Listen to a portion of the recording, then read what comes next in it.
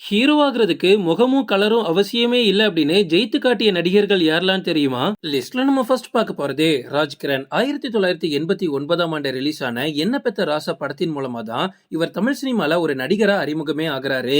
இந்த படத்தை ப்ரொடியூஸ் பண்ணதும் இவர்தான். இந்த படத்துக்கு கதை எழுதுனதும் இவர்தான். இதனாலேயே படத்துக்குள்ள ஈஸியா வந்துட்டாருப்பா அப்படின்னு ராஜ்கிரண அந்த டைம்ல பயங்கரமா விமர்சனம் பண்ணிருக்காங்க. ஆளு பாக்குறதுக்கு காட்டா மாதிரி இருக்கான், இவனெல்லாம் யாரா நடிக்க விடுறது, நடிக்கிறதுக்குன்னு ஒரு முகம் வேணாமா அப்படின்னு ராஜ்கிரண பயங்கர மோசமாலாம் பேசியிருக்காங்க. ஆனா அப்படியே ஒரு 20 வருஷம் கழிச்சு பாருங்க, ராஜ்கிரண் மாதிரி யாராலையுமே நடிக்க முடியாது, அப்படிப்பட்ட ஒரு நடிகர் அப்படின்னு அவரை எல்லாருமே பாராட்டி தள்ளியிருக்காங்க. இந்த ஜெனரேஷன் கூட ரசிக்கிற அளவுக்கு பவர் பாண்டி படத்துல ராஜ்கிரண் எவ்வளவு சூப்பரா ஆக்ட் பண்ணிருப்பாரு. இன்னைக்கு ராஜ்கிரனோட லிஸ்ட் எடுத்து பார்த்தோம் அப்படின்னா எக்கச்சக்கமான வெற்றி படங்கள் தான் இருக்கு. அந்த அளவுக்கு எந்த ஒரு கேரக்டர் கொடுத்தாலும் அவ்வளவு கச்சிதமா நடிக்கக்கூடிய ஆக்டரா மாறிட்டாரு.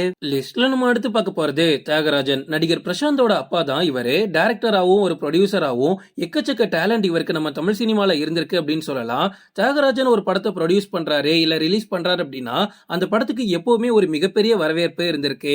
ஆனா ஆரம்பத்துல 1988ஆம் ஆண்டு வெளியான பூவுக்குள் பூகம்பம் அப்படின்ற படத்தின் மூலமா தான் தமிழ் சினிமால ஒரு நடிகரா இவர் அறிமுகமாகிறாரு. ஆரம்பத்துல இவரோட முகத்தை பாக்குறதுக்கு பெரிய அளவுக்கு ரசிகர்கள் மத்தியில ஒரு வசீகரம் இல்ல. ஏன்னா அந்த டைம்ல ரொம்ப அழகா இருந்தா மட்டும்தான் மக்கள் ரசிக்கவே செஞ்சிருக்காங்க. ஹீரோயின்ஸ்க்கும் அதுதான் நடந்திருக்கு.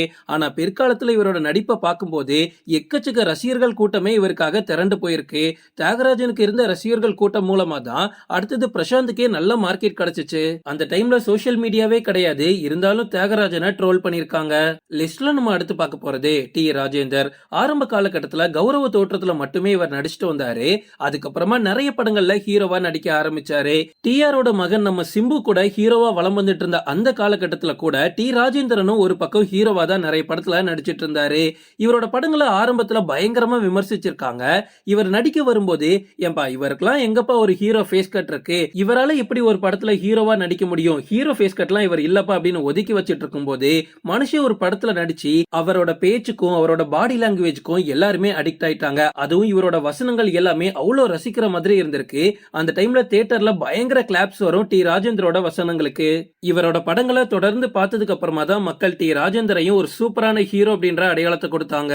லிஸ்ட்ல நம்ம அடுத்து பார்க்க போறது பார்த்திபன். நடிக்கிறதுக்கு நிறம் ஒன்றும் அவசியமே இல்ல அப்படின்றத சூப்பர் ஸ்டார் ரஜினிகாந்த் விஜயகாந்த்லாம் நிரூபிச்சிட்டு இருந்தாங்க. அதே மாதிரி தான் பார்த்திபனும். இவரோட நடிப்பும் அந்த அளவுக்கு பாராட்டுற மாதிரி இருந்திருக்கு. இவரோட படங்கள்ல இவர் பேசக்கூடிய குண்டக்க மண்டக்க வசனங்கள் எல்லாமே இன்னைக்கு வரைக்குமே நிறைய பேருக்கு ஃபேவரேட்டா இருந்திருக்கு.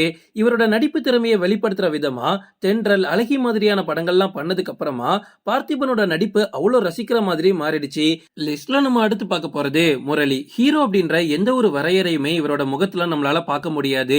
ஆனா கருப்பா இருந்தாலும் அவ்வளவு கலையா இருப்பாரு அப்படின்னு சொல்ற மாதிரி வெற்றி கொடிக்கட்டு படத்துல வைரமுத்து அவர்களால எழுதப்பட்ட கருப்பு தான் எனக்கு பிடிச்ச கலர் பாடல்ல முரளிய வர்ணிக்கிற விதமா வரிகள் அமைஞ்சிருக்கும். அது முரளிக்கு மட்டும் இல்ல, கருப்பா இருக்கிற ஒவ்வொரு பசங்களுமே அது அவங்களோட பாடலா எடுத்துக்கிட்டாங்க. இதன் மூலமாவே நம்ம தமிழ் சினிமாவோட முன்னணி நடிகரா பல வருஷங்கள் முரளி வலம் வந்துட்டு இருந்தாரு. அப்பேற்பட்ட முரளியோட இறப்பு நம்ம தமிழ் சினிமாவுக்கு ஒரு மிகப்பெரிய பேரிழப்புன்னு சொல்லலாம். ஓகே ஃப்ரெண்ட்ஸ், இதோட நான் இந்த வீடியோ முடிச்சுக்கிறேன். இன்னொரு இன்ட்ரெஸ்டிங்கான வீடியோல நம்ம சந்திக்கலாம். Stay tuned.